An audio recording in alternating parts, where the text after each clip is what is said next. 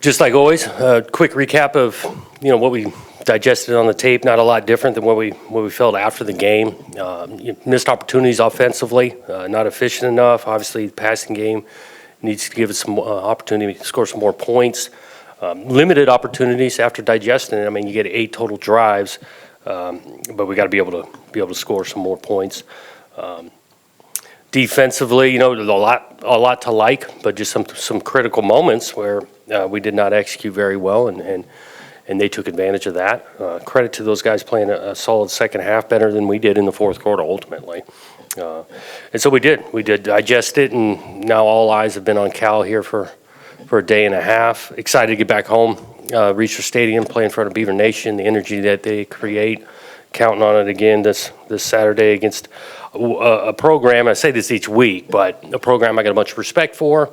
I got a bunch of respect just watching their tape from the other night. Sitting there, the record's not what they want. They go down there and battle a really good SC team all the way to the end. These guys are fighting, playing better, I think, the last few weeks. Always presents problems defensively, and so they got our full attention coming this weekend. After the first couple losses, the players talked about all our goals are still ahead of us. After 3 losses, some of those goals have to be out of the way. How do you keep them focused, I guess, on keeping with some of those goals out of the way? We addressed a little bit of that as a team, and really just focus on what opportunities you have moving forward. We got a bunch in front of us. Excited about 3 games, 2 of them being at home. Still have opportunity to finish the season with a record we can be really proud of.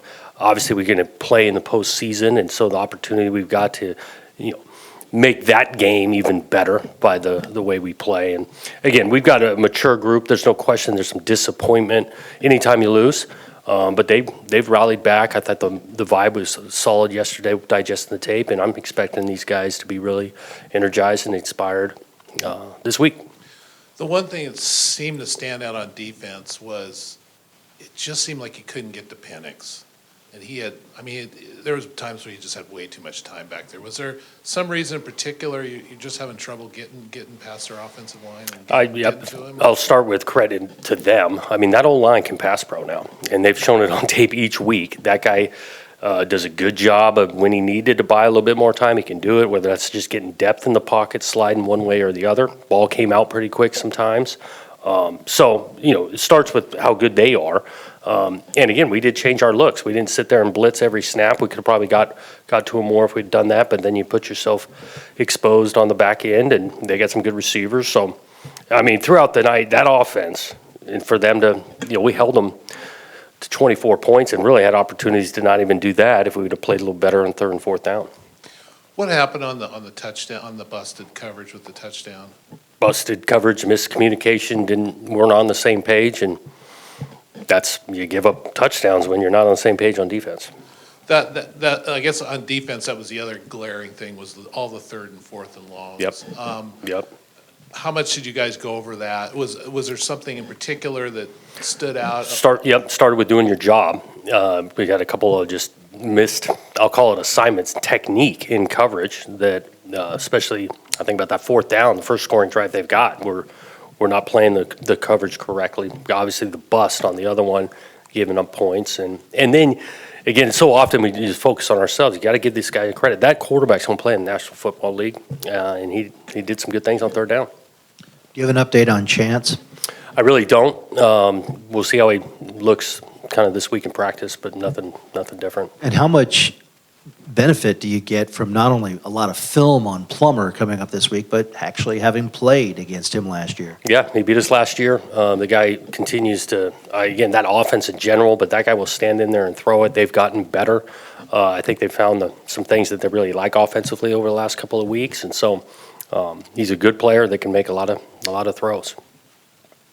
When you get this late into the season, how much film do you watch? Do you go back and just watch the USC and Oregon game, the last 2, or do you go back to the first, say, couple weeks? Right. We definitely emphasize more recent games, but we're going to watch it all. Sometimes, especially like if you think about them offensively, what schematic defense have they seen and how that's similar to us?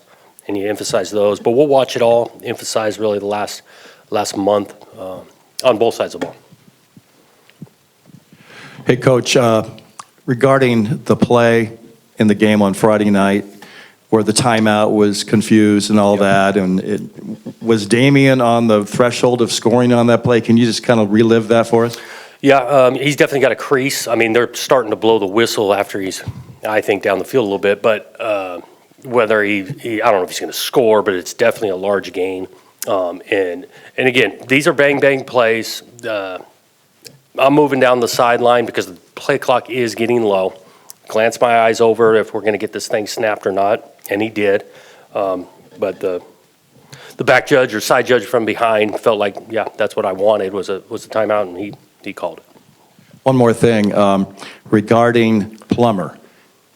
Is this the first time, maybe because of the portal, you faced a guy 1 year with one team and the next year he's on another team? Yeah. It's interesting, isn't it? It's a different day and age, and so it's not going to be the last time. I don't know. We might have played somebody on two separate teams now, but this might be the first time. But definitely, because he's a quarterback. In regard to Damian, he's starting to prove that this isn't just a 1 or 2 game wonder. Is there something that you feel like he's really picked up that's caused him to take this next step in this? Yeah, he's definitely playing better and better, making some really good runs. Not going down on the first tackle. That shows up now repeatedly, and that turns into more explosive runs. His confidence level, really being able to do all the style of runs, inside, outside, gap scheme. So his repertoire just keeps getting better and better. The fourth down calls inside the red zone. The first one made a lot of sense with Coletto being inside 2 yards. The second one, though, you've already missed one of those. Was there a play you thought was going to work there? Why? I mean, that's what everybody keeps asking. Why not kick a field goal there Yep. and take a 2-score lead? Yep. I'll go to the first one. Yeah, it's unfortunately it was actually 4th and 1 on the first one because we really needed to get it on 3rd down. We didn't block that at all very well, and then we got to Coletto again. Went back to a play we had run already. That was probably the problem. Maybe a different call, but again, you got Jack Coletto. We need to get that done. The other one, longer yardage, 4th and maybe 3.5. With the wind, the value is 7 versus. There's no guarantee that it's 3, 7 versus 0. Go for it in this. It's just like missing a field goal. And again, when you talk to our players, and it's our brand, it's not always going to work, but we're going to err on the side of aggression down there. Are you still a little cautious with Hayes when it comes to field goals? No, did you feel like he was close? No, he was healthy. Felt again, if we thought it was the right strategic choice to kick a field goal, we're gonna do it with Everett and had confidence in him. You had the one play where you put Coletto in at Wildcat and then shifted him over to Fenwick. How long have you been sitting on that play? Yeah, we've had a couple weeks. It was a good one, and Deshaun makes a nice run, blocked really well. Coletto's got a bunch of pride in being that, lead blocker. Not that he's perfect. He's still going to continue to clean that up, but he made a huge block on that. It was a big-time play. Your run-pass balance, was that a game plan decision? Was that a weather condition decision on Saturday night? And would you like to maybe even that up just a little bit going forward? Yeah, I think it was both of it, schematically and the wind being a factor. I think it ended up being like 2-to-1. I don't know if that's quite the ratio we want, but we were going to be a little bit run-heavy going into the game. And again, you got to be able to adjust throughout the game. And the way the game wasn't a big old track meet. The style of play, I mean, it was what we wanted in regards to running the ball. And we got to find some ways to be more explosive in the pass game, saying it each week to complement this run game. And we got opportunity to do it this weekend.